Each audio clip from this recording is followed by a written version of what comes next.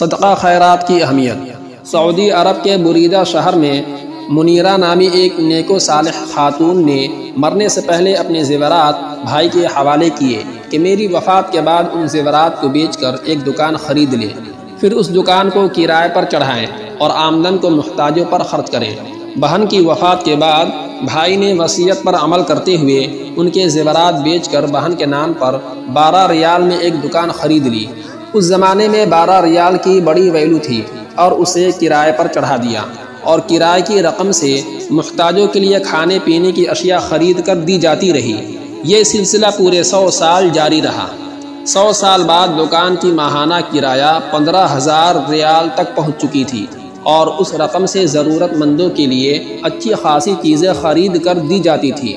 پھر وہ دن آیا کہ سعودی حکومت نے بریدہ کی جامع مسجد میں توسیع کرنے کا فیصلہ کیا، اور یہ دکان توسیع کی زد میں آ رہی تھی۔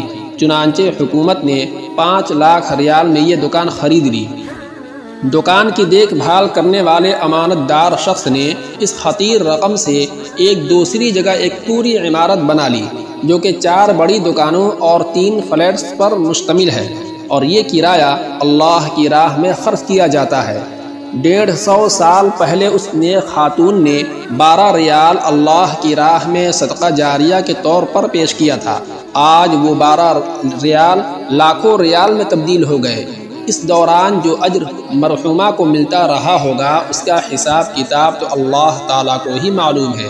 سوچنے کی بات یہ ہے کہ اگر وہ اپنے ان زیورات کو سماج کی روایت اور رسم کے مطابق اپنی بیٹی کو دیتی، اور بیٹی آگے اپنی بیٹی کو دیتی، پوتی تک پہنچتے پہنچتے یہ زیورات بوسیدہ اور آؤٹ آف فیشن ہوتے، پھر تبدیل ہو جاتے۔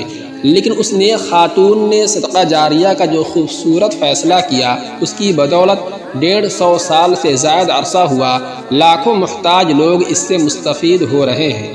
اللہ کی راہ میں پیش کیے ہوئے صدقہ کو حقیر اور کمتر نہ سمجھے۔ اللہ رب العزت صدقات و خیرات میں برکت ڈالتا ہے اور بڑھاتا ہے۔